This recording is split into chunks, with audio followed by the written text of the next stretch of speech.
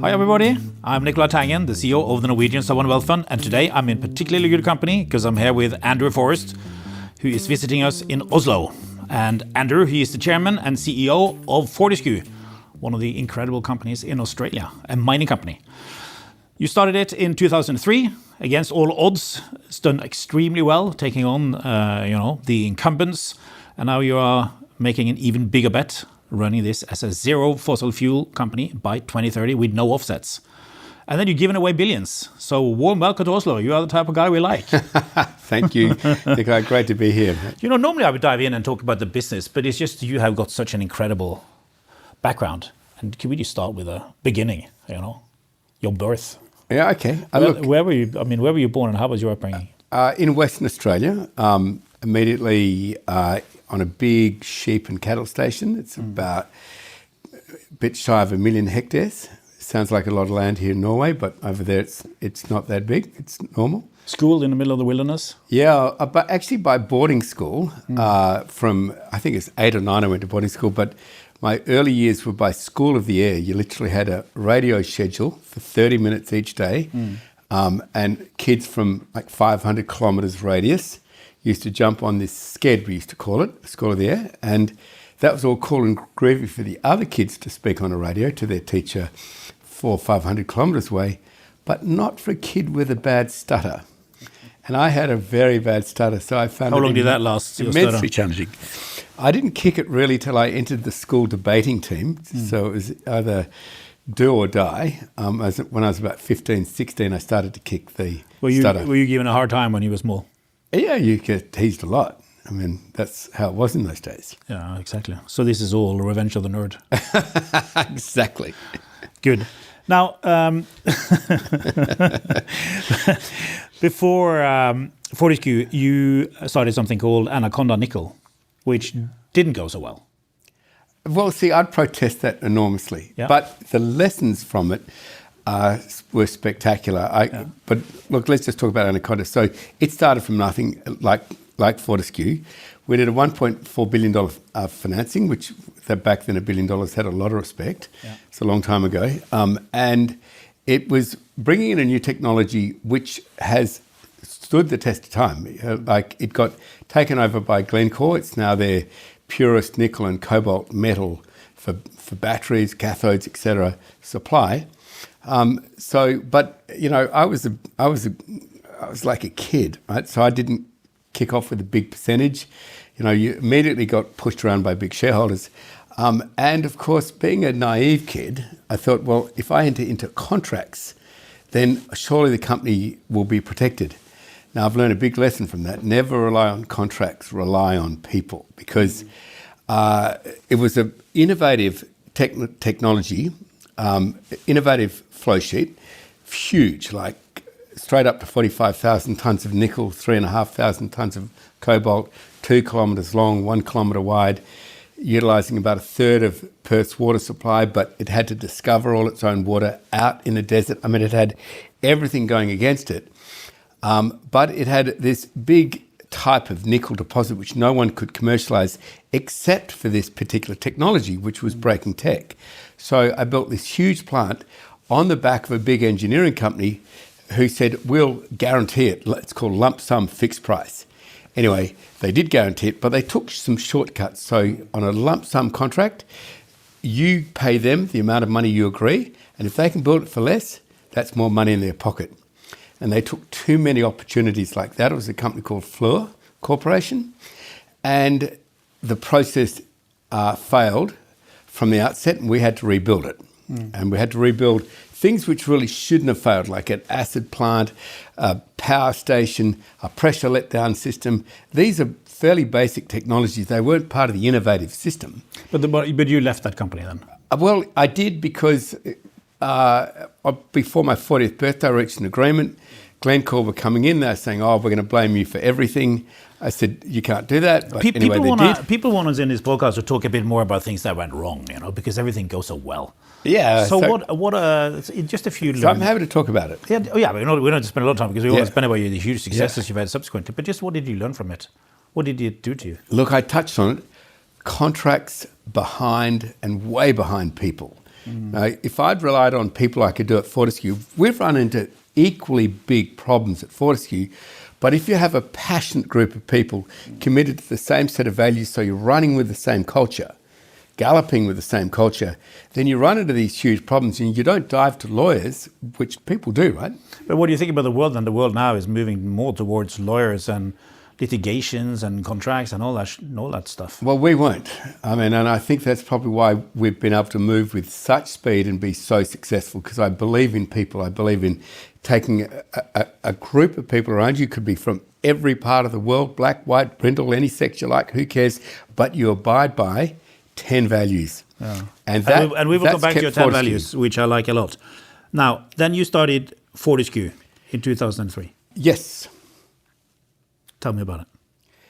Fortescue in 2003 kicked off with it was like Anaconda, a concept stock. I announced that I was going to take on the iron ore industry, but not adversarially, but through building a railway and port system which they could all share. Now, BHP, Rio Tinto, even Vale, they all own their own port and rail systems, and they don't share them with anyone. And of course, they were underutilised, fully underutilised. But instead of being infrastructure we all share, they were used as a barrier to entry. Now, I didn't really get that. So I said, I'll build a port and rail system and we can all share it and we can all do well. And I'll just be an infrastructure provider. And they really said, well, how does get stuff sound? So this is how they tried to keep you out? Yeah. Did you have any money when you started up Fortescue?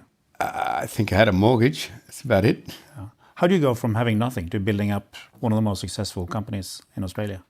Look, I think grit and determination. I mean, you have your eye focused on a goal. So we had our eye totally focused on building a port and rail system. And when the incumbent players said, well, we're never going to use it. So, okay, we'll then extend that target. We'll lift, instead of going backwards, we'll increase the danger, increase the level of difficulty, and also become an iron ore producer. And we'd thought through being port and rail to transport other people's. When they said, get nicked, I said, okay, well, we'll go find our own ore bodies and explore them and try and get into the business ourselves, which was several times harder than just providing infrastructure. Yeah. But that's what we went BHP and for. Rio Tinto had controlled the iron ore industry in Australia for 60 years. 60 years. And then you just decided to take them on. I decided to take them on, and everyone, Nicolai, thought it was impossible. Yeah. What was the most difficult part of it? Oh, there were so many times where your heart felt absolutely broken, Nicolai. What was the hardest?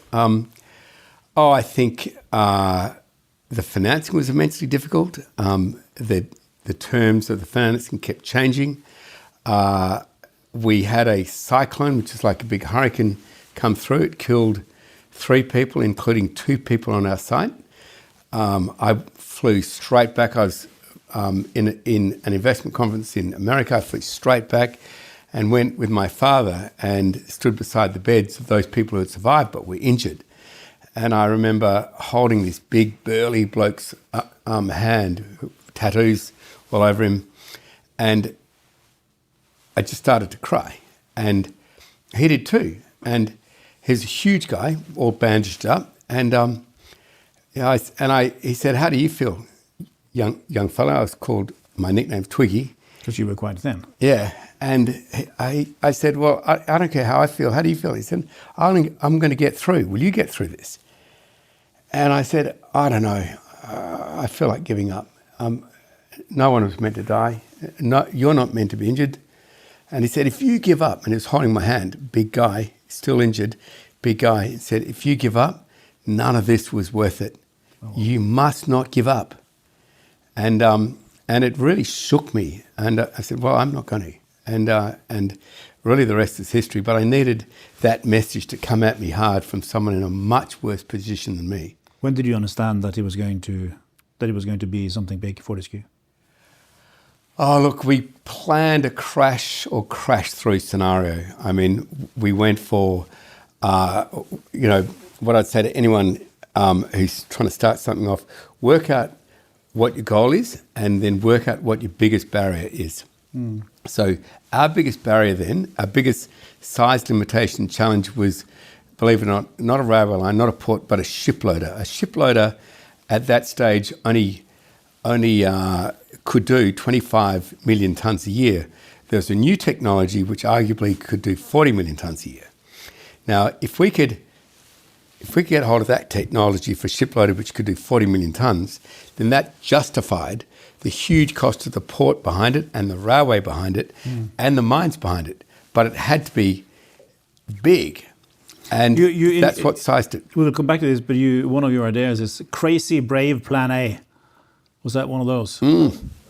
It was. Always have crazy brave plan A's. They most often fail. But you don't have a crazy brave plan A. There is no crazy brave plan A unless, Nicolai, you have a bulletproof plan B. You don't go anywhere for your plan A unless your plan B is bulletproof.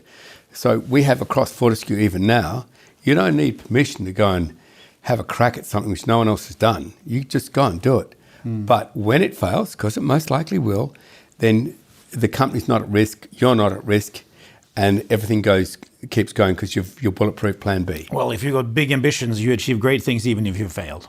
Even if you failed, because you learn so much. Exactly. Failure way now, to success. The competitors, they went into other minerals like copper and so on, and you stayed in iron ore. And why that focus? Because focus is the key to success. I had this culture which evolved around leadership. Leadership is the sum of leadership and membership, and the membership is critical. Everyone's got to believe in the same goal, in the same dream, and not be distracted. Now, we had plenty of people saying, well, we've got a great idea for nickel or zinc or copper or this. I said, look, if you want to pursue that with another company. But for us, we're going to stay just on this goal. The biggest critical mineral, the most important mineral in the world is iron ore. Stay fixed on that. And we did. And it's focus saved us many times. You have also focused in on China. Yeah. What do you think about that risk? That was hard work in the beginning because we had to persuade huge companies across the world, but particularly in China, to take this little upstart seriously. And they said, hold the phone. You've got BHP and Rio Tinto. Back then, they were the biggest companies in the world, right? I mean, they were huge. And iron ore was the most profitable element to be in, seaborne iron ore. Now you've got big tech and everything else now. But back then, massive profit margins in seaborne iron ore, dominated by Vale, BHP and Rio Tinto. And they said, no way, if you deal with him, you're not going to get any iron ore from us. So how did you solve that problem? They couldn't deal with everyone. There were enough small mills and rebels who could look at BHP, Rio Tinto and Vale and say, well, actually, I don't like that. I don't like that fact you're using us to push him around. So some big steel mills broke rank, but many smaller mills said, well, they don't look after us anyway. We'll deal with you. And it was enough to get us going. What's the key to success in China? Well, it's a contact sport, right? So it's rough and tumble. and look, I think the Chinese are very pragmatic. Remember that they're chasing this dream that they want to leave a better world and a better living standard for their kids. That's the primary motivator. It doesn't sound that different from ours, but for them, it's really serious. When I started Fortescue and I went around all the steel mills, we'd hold these occasional large dinners, which, the dinner bill was more than the market was worth sometimes. But we'd hold these large dinners and everyone would introduce themselves. And I'd say, well, what did your dad do? What did your mum do? And in almost every case, their mum or dad were farmers. Like farmers not to make money, farmers just to survive. So that cultural revolution nearly undid China. And from there to the new leadership, to the mixed free enterprise economy, you had this burning ambition sparked by the suffering they've had to never go back to that suffering, to never go back to that poverty. And that ambition still runs deep in Chinese psychology. Now, the coming generation will, of course, not be anywhere near as determined, because their parents can make ends meet, they can feed the kids, they can pay off the mortgage. But back then, it's only one generation, they couldn't. Are you worried that hunger for success will disappear in your own family? You know, it's a great question. It's a typical, mate. So what we did with our kids is sit them down when they're young and say, hey kids, we're talking telephone numbers of capital now. It's not really cash you can go down to the shop and buy ice creams with. It's held in a company. Now, do you want to inherit that and be obscenely rich? Or would you like to actually make your own way? And they literally said, well, what's best, Dad? What's best, Mum? I said, so much better that you know that you're probably not going to starve if things go wrong, but you make your own way. And we take all that capital and we give it to philanthropy, to people who will need it so much more than you. And they said, well, we don't have anything. We might need it. I said, no, kids, you've got what most people never get. That's a great education and a loving home. Mm. So that's where that capital should go. And they said, sounds great by us. Yeah, we agree. Mm. And well, you and I, we are aligned there. But we'll get back to philanthropy a bit here. But something happened in 2016. You had a personal accident. Woof, you've done your research. What happened? It was late 2015. It was a kind of life-changing event. I was hiking through canyons up in one of the most remotest regions of the world.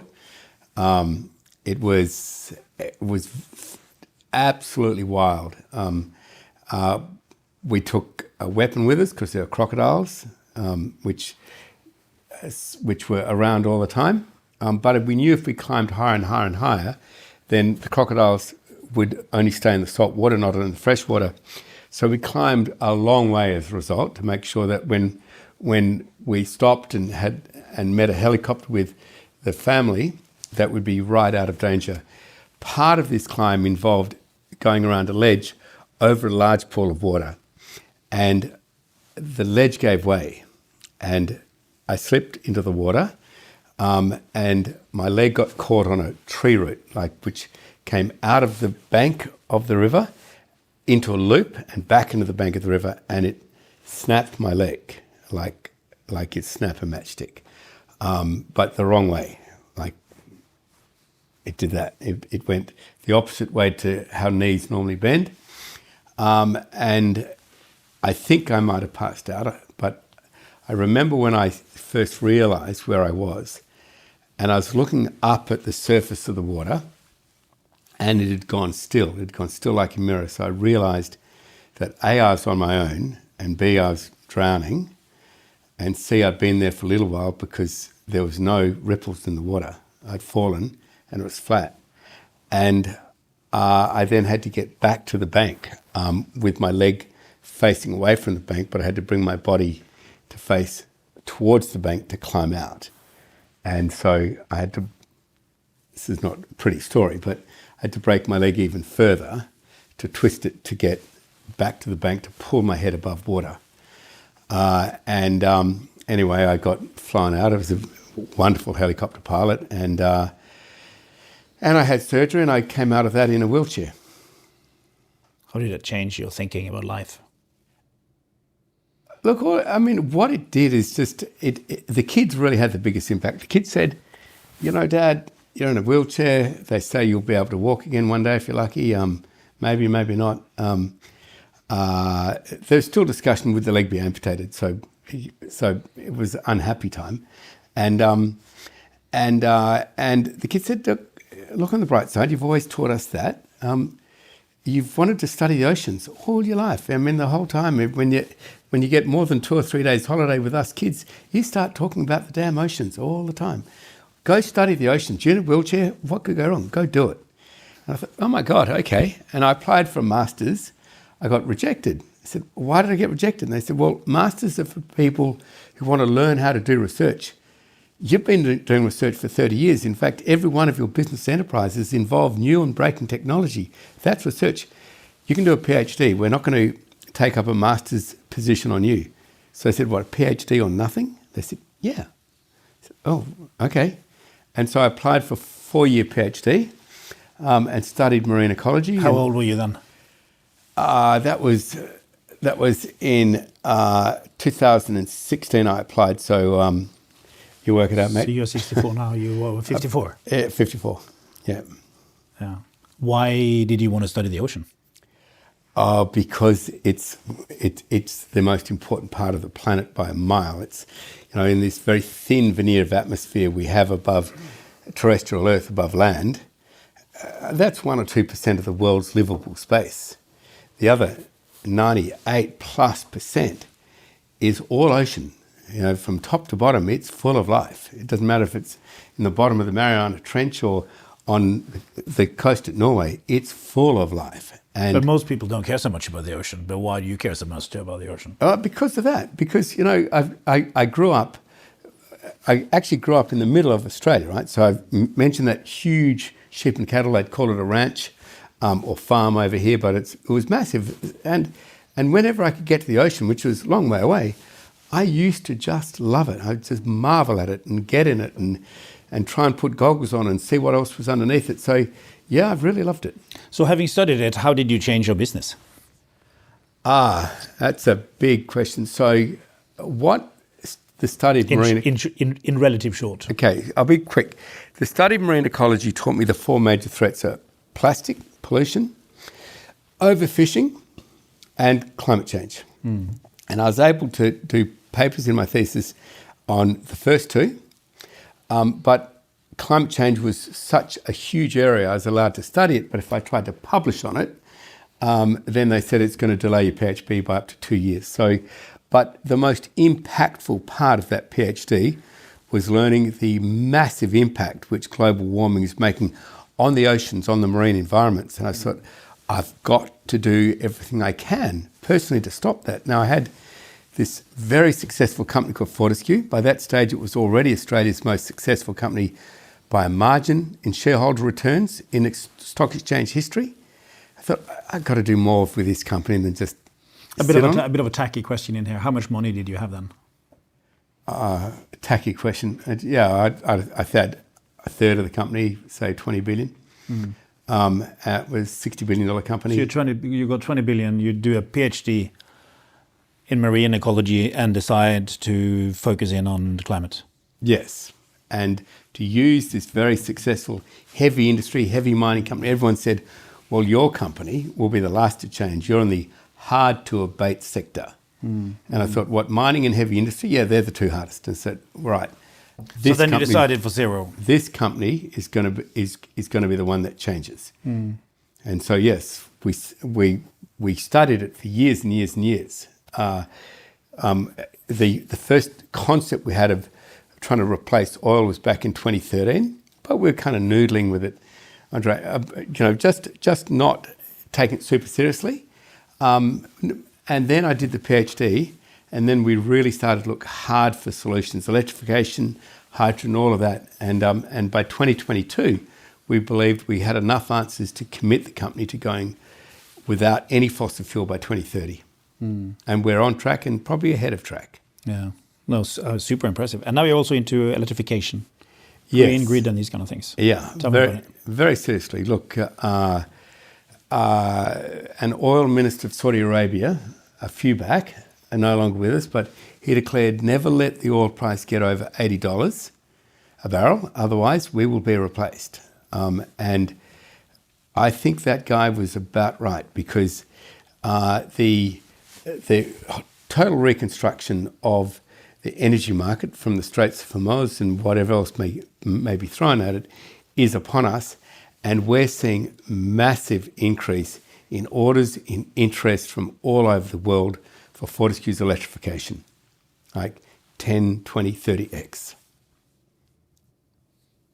How will you take this going forward? What's the plan? I think that... no other mining company has followed your direction here. No. We have... look, no other miner followed me into iron ore. No other miner said, you can break the cartel between BHP and Rio and Vale. They're the biggest mining companies in the world. They'll crush you like an ant. So I accept no other mining companies following us now either. But when we save $1 billion a year because we eliminate 1 billion litres of diesel equivalent from our supply chains, then they will all follow. But they will watch until that happens. Mm. And that is happening. We're already starting to save operating cost. And that's a massive competitive advantage. We consider we're the most efficient mining company on earth because we have the lowest cost already per tonne. But when we go fully green, our costs will go completely out of reach of any competition until they turn green. And that's my message to the world. If you don't believe in climate change, well, you're an idiot. But if you don't, fine. But believe in a better life. Believe in a lower cost of living. Believe in a lower cost of energy. That's green. Some pretty high-profile people disagree with you on a few things. Yeah, apparently. What are some of the public... I love this kind of stuff, but what are some of the public fights you've been in? Look, well, we're clearly going green in the first place. Everyone thought, well, he's an idiot. Why would you do that? He's super successful on fossil fuel. I've challenged that. Plus, I've started to challenge around the world, but, everything should begin at home, right? You don't try and but I mean, the change American president has named you. Yeah, Elon Musk has named you. Yeah, well, that's okay. But but I still feel the world's making a huge mistake subsidising fossil fuel. Yeah. If it's not going to subsidise renewable energy, I'd say take the subsidies off all energy and let us all compete. And you'll find renewable energy will compete. And that is removing the biggest threat which organic life, including, by the way, humanity, has in front of it. And climate change is no joke. I mean, you don't feel it in Norway, but in the tropics and subtropics, you get humidity, and humidity kills. Humidity rises 7 to 10 times quicker than heat. Humidity kills. You call the fossil fuel CEOs for oligarchs, fruitcakes, invaders. No, well, I said, if you want to protect yourself from oligarchs, fruitcakes and invaders, like someone invading a perfectly beautiful country like Ukraine, or other examples, then which really smashes your overall cost. So you don't know what it's going to cost to run your business or your household from year to year or even day to day. That means you don't have sovereignty, you don't have freedom. And until you make your own energy, you can't really claim you're a free sovereign country. What do you think about diesel fuel tax credits? Well, that's part of the subsidies. Yeah. I mean, that locks in everyone to just consume as much diesel as possible. And that is crazy, right? Diesel's in short supply. You've got these huge companies like mine with massive balance sheets who are competing against mums and dads at the Bowser, at the distribution pump for their cars. And by the way, they pay us to compete with them. So not only are we bigger and uglier and with bigger cash at bank, but they pay us to outcompete them. And I just said, that's crazy. Why should we, like a dozen of us big mining companies, swallow $2.5 billion per year, paid for by mums and dads, to compete against mums and dads for diesel? I mean, it's crazy. And it's stopping all these other mining companies from going green. They all watch Fortescue and they say to me behind closed doors, why should we change? The government doesn't want us to change. The government's giving us a huge credit and cash, baby, for not changing. I'm saying, well, that's got to stop, right? That's just crazy. You should be the people who can afford to innovate, who can afford to take the risk like I'm doing. You should be the perfect people to lead this country, yet you're saying the government's stopping you. But that's really an excuse. So let's remove the excuse. Let's move on to leadership and culture. You've written a book about your 10 values. And in good Australian style, they involve some crocodiles and these kind of things. And here we have it. It's being brought to the table. Yeah, I love it. I cannot wait to read it. It's like Mao Zedong's Yes, thank you. What are the most important values in your company? Look, it's really just saying who's your favourite child in your family. I mean, you really can't single one out. I think the one which protects us most, I think you're a perfect example, is humility. knowing you're greater than anyone else. You've got gifts which are different to other people, but you might get great bricklayers or great singers or whatever. I mean, they're incredibly gifted people, but they're not worse or better than you. So it gives you an understanding that of that urgency of great teamwork. Are the values your personal values as well? Is this how you run your life? They are, as you ask. It's funny that, isn't it? How personal values define company values. Yeah, they are. Yeah, I haven't been asked that question, but you've put it on the table. They actually are. Yeah. Now, look, I'm imperfect, right? They're very hard to keep to all 10 all the time. Right? Okay. You try. One on courage and determination. Yes, sir. Hit the crocodile closest to your canoe.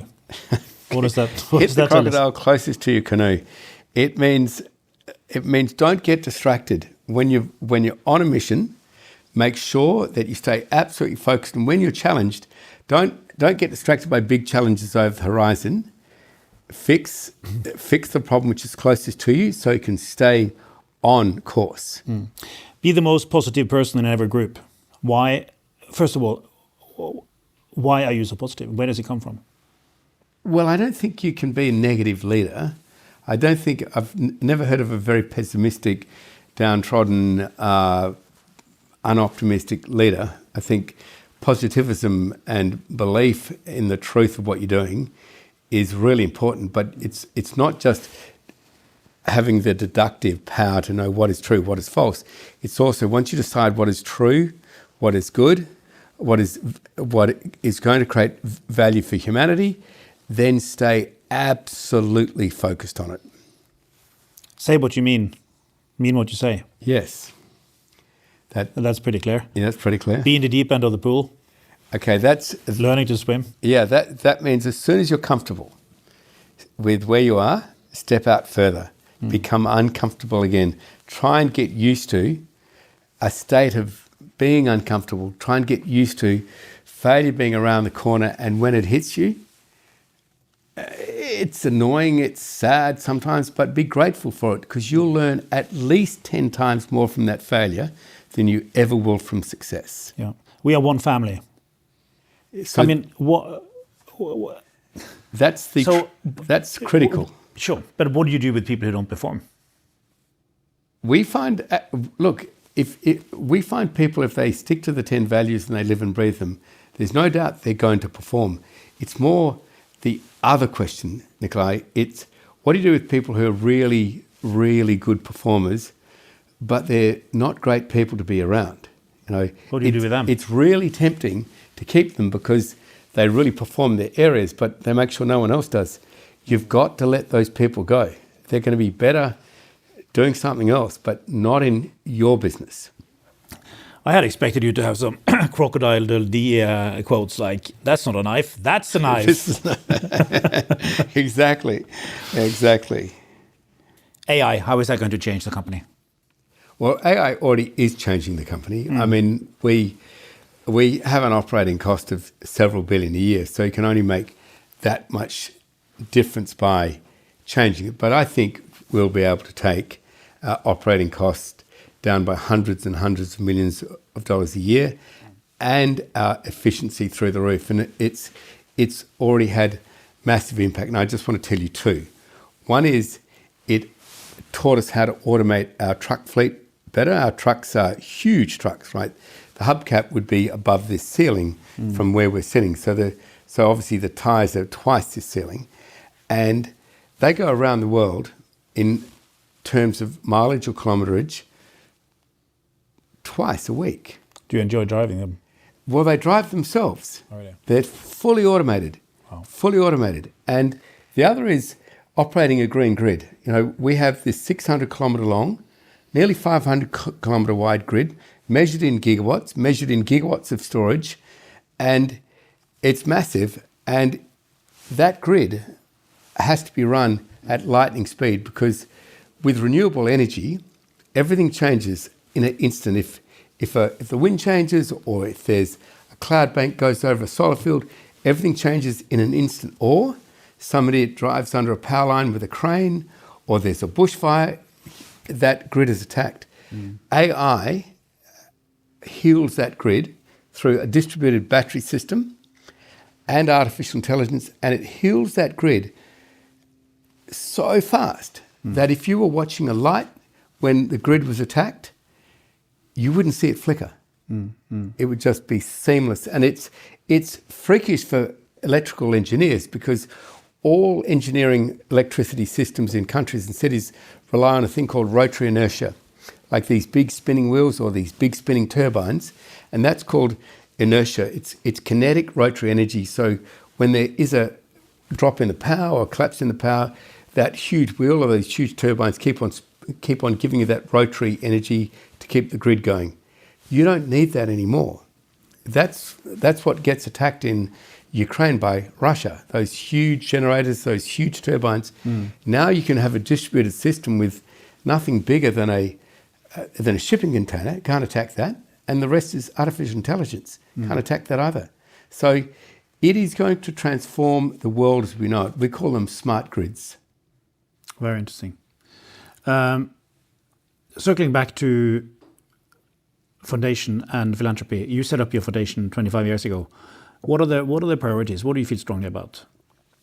I think for the world, the natural world, it's the oceans. Now we've got to protect the Brazilian, the Latin American, and the African rainforest. It's an absolute must. We have to protect species, etc., etc. So we are pouring capital into that.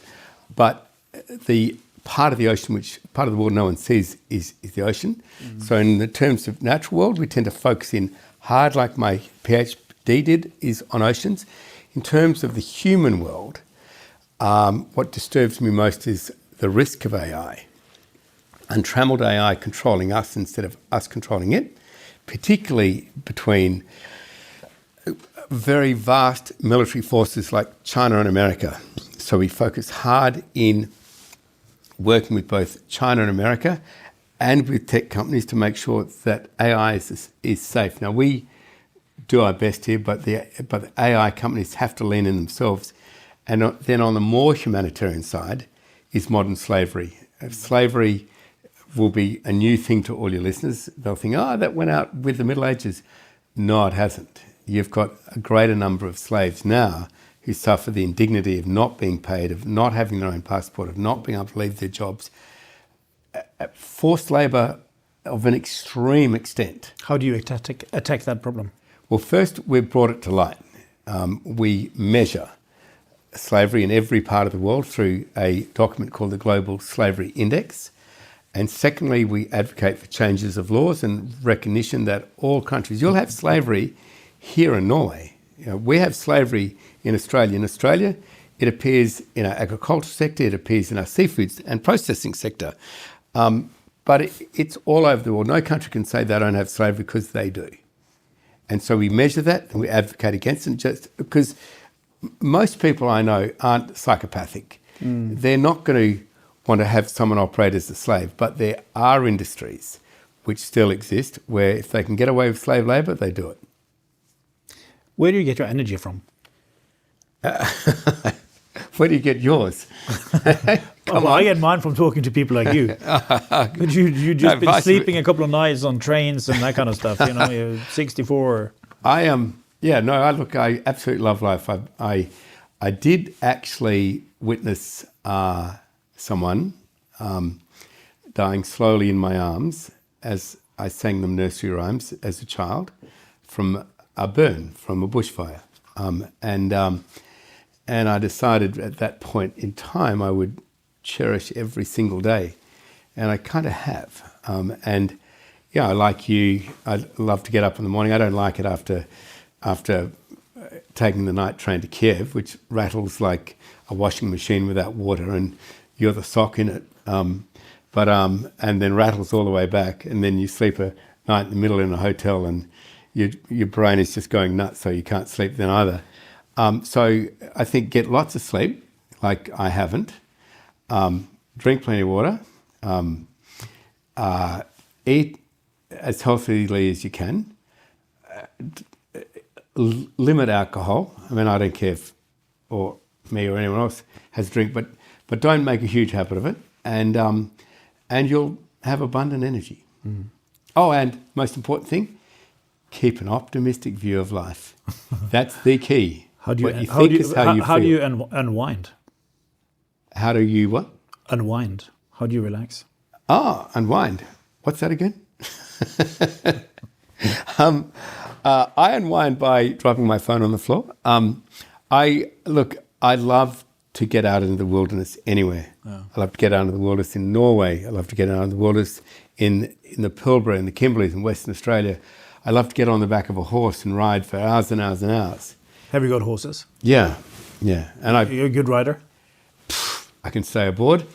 But no, look, whenever I go back home, that family farm station is still in the family. Whenever I go back home, I get dropped on the horse truck, miles and miles away from the homestead, and I ride back. And it's you and the horse, and it's just divine. And the wilderness. You barbecue? Yeah, sure. Yeah, of course. Of course you do. Now, when you look at everything you've done, what are you the most proud of? Oh, coming on this podcast, mate. Of course. Being a guest of yours, one of the most important people in the whole investment ecosystem. And here you interviewing me. Why have you got interest in me? I mean, what are you the most proud of? Oh, okay. Back to the story. Okay. Oh, Nicolai, I think probably employing people, making a difference in people's lives. How many people have you employed? Look, if you include construction, probably over 100,000 people. We keep now about 30,000 people within the private equity, the foundation, and Fortescue. But it's. I suppose I'm proud of not wasting a day. To live what this old Aboriginal guy told me, and this old Australian stockman, non-Aboriginal, told me, live your life usefully.